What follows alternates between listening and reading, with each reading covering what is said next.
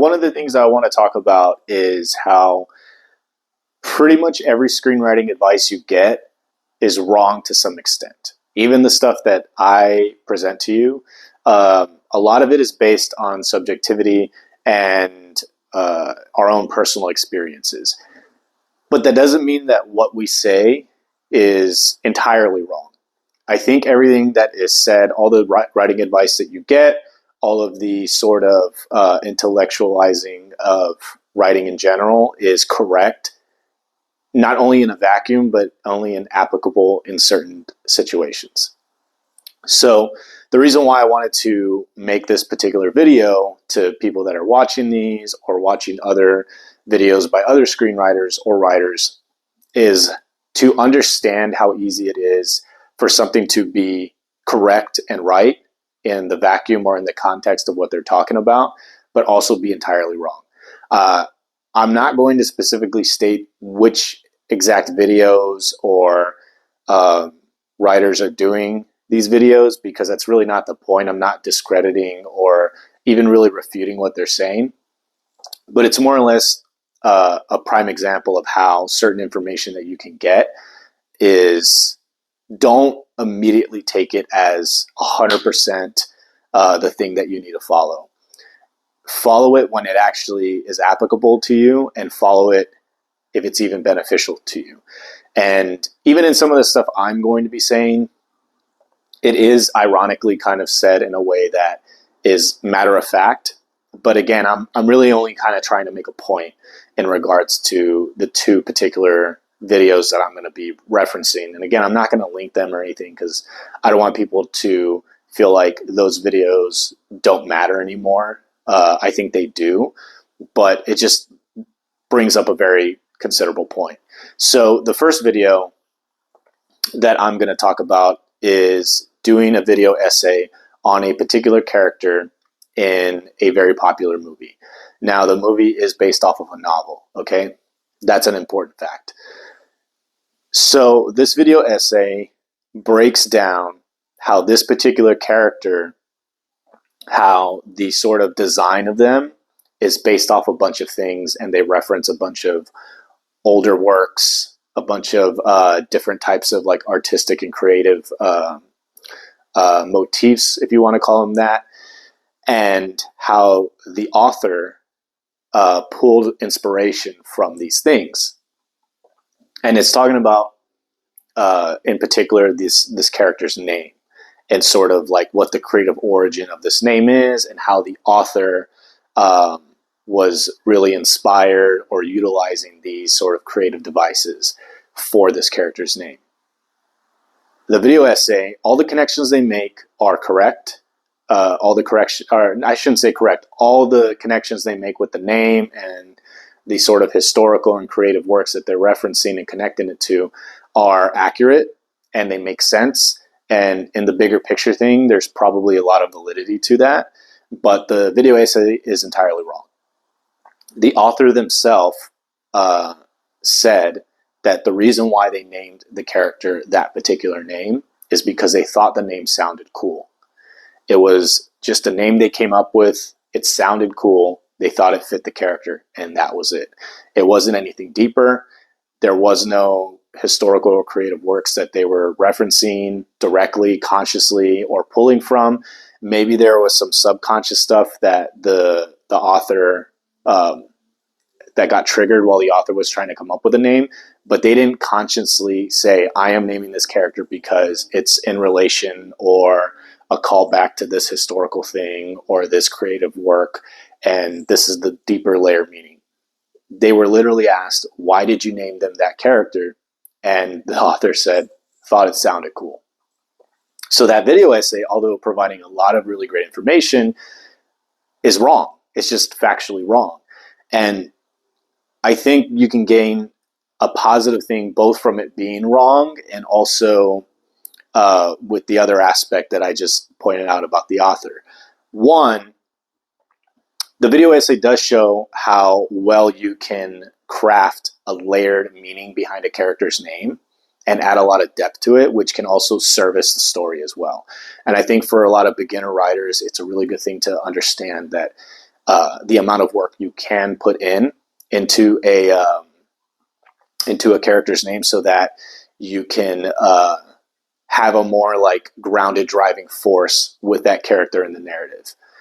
The second thing is also to realize you don't actually need to put in that much work. Sometimes you can literally just think something is cool and go with that, and it worked really well. Sometimes you don't have to have this deeper esoteric meaning behind every single thing, which is also why it's really frustrating for a lot of us writers when, especially more experienced writers who have been doing it for several years, when we do something in our writing that works, that is cool, so to speak, and that is liked, but you have somebody constantly asking, well, why? Why did you do it? Why did you? And it's like, there's not always a why. Sometimes it's literally just, I thought the name sounded cool, or I just had the character do that because I thought it would be interesting. Not everything needs a why or an explanation or some deep layer thing to it. And a lot of writers get caught up in that, and it makes it hard for them. It's a struggle for them to actually get writing done, because they think they need an answer for everything that somebody might ask why about. Now, the other essay, or not really a video essay, the other thing is about screenwriting, where they talk about how writers will write in a very creative flair and flowery language, and how beautiful and flowery it sounds, but how awful it is to write that as a screenwriter, and how it makes you look like a hack. It makes you look like you're trying too hard.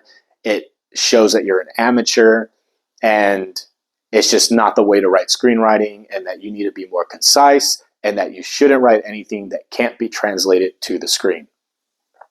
Correct, but also wrong.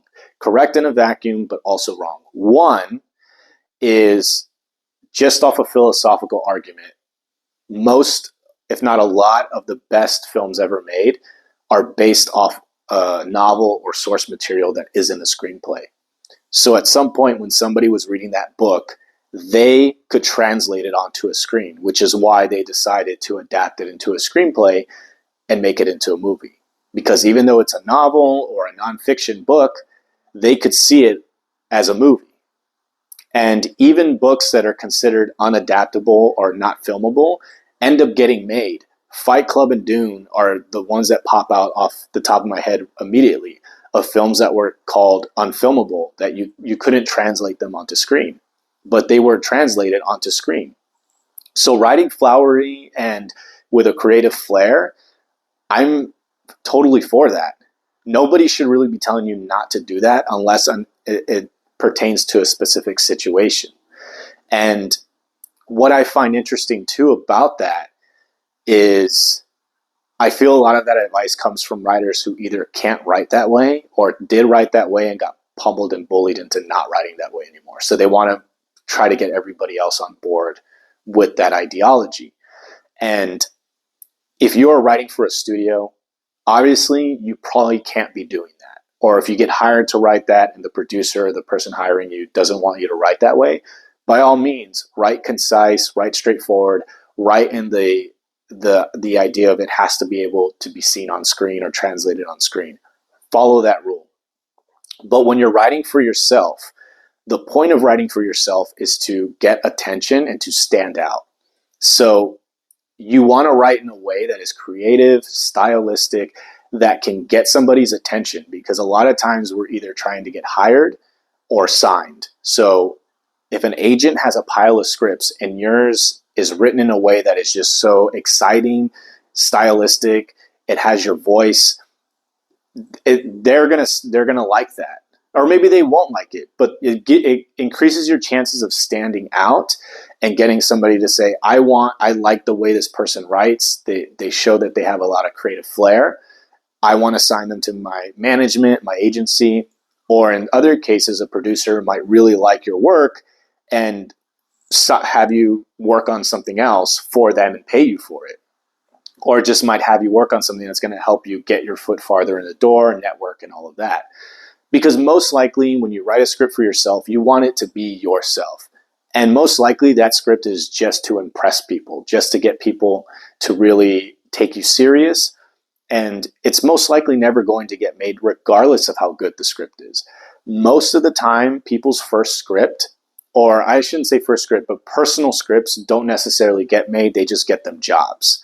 And it's only after they've really moved up in the industry that they can go back to those personal scripts that they really liked and that they wrote for themselves and get them made.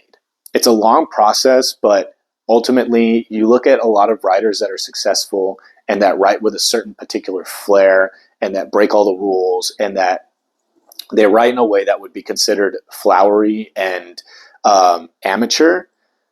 They've been doing that from the beginning.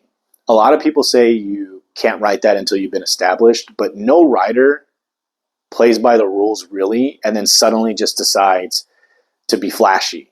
They've been doing it from the beginning. They probably faced rejection a lot more, but they stuck by their guns. So with this whole idea that if you want to write creative and flashy, don't do it because it makes you look like an amateur, I don't agree with that at all.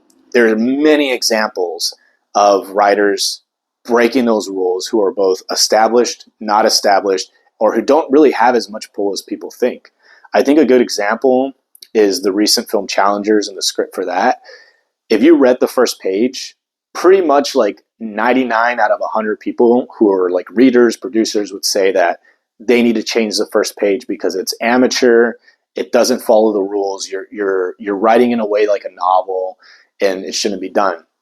But the script that it was written by, the guy who wrote it, it was his first script ever. And his first actual screenplay, apparently. And also, he was popular to some degree, but he was very, very fringe. Like, he was underground. He wasn't like